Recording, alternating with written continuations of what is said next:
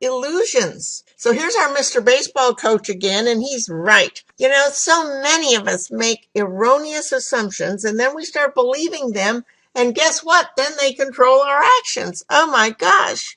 Something happened to me that I want to share with you. I have a client named Bob, and I knew he could help my neighbor. And so I wanted to make an introduction. Bob was pleased about that, and I said I would set up a meeting for the two of them to get together.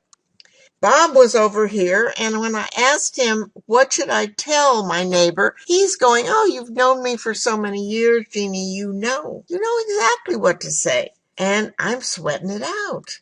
I've become very reluctant to go talk to my neighbor, and I just couldn't understand it because Bob is experienced. He's got a stellar record. He was perfect. And yet I don't want to go talk to my neighbor. I finally discovered I didn't know what to say. I didn't have any way of introducing it. So there was no clear story to tell. And that's kind of the power of illusions, because I knew Bob's advantages, but I didn't have a story. And so it was very unclear, and I felt like I was going to have to give the commercial. On the other hand, I had another client named Paul, and he sparked my interest with a very compelling story about how he helped a client. It was really a fun story, and I was excited about it. But Paul, although he was experienced, probably didn't have the same track record of Bob, but he did have an interesting story. And you know what? I became a loudmouth. I started telling Paul's story just spontaneously and interested 3 people in talking to Paul without really thinking about it. It was amazing.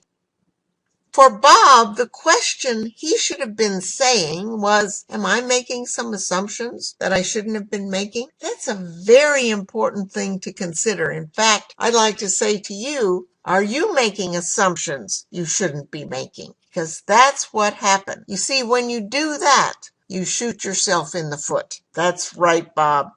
If you think they know, you don't coach them. So let's look at that. The difference was Bob assumed erroneously, but Paul coached effectively, and I became a loudmouth. That's where the power is in the coaching. You see, I knew all the benefits, but I had no opening and no transition when I was talking about Bob. On the other hand, I didn't need an opening or a transition because the story was so interesting, and I just started telling it spontaneously. So the whole thing boils down to coaching your clients, your centers of influence, and friends to recommend you powerfully. The choice is up to you. You can hold on to your assumptions, or you can start coaching referral sources so they become a loudmouth on your prospecting team. And so then you can create your own referrals. You coach them to tell your story powerfully. And there's some other coaching that we go into in our program so that they know what to listen for, how to recognize a prospect, etc. And you will create your own lucrative referrals. You're in control. That's the good news. And you will find out, like this little guy, that coaching does work, and you will be gaining top flight referrals for profit.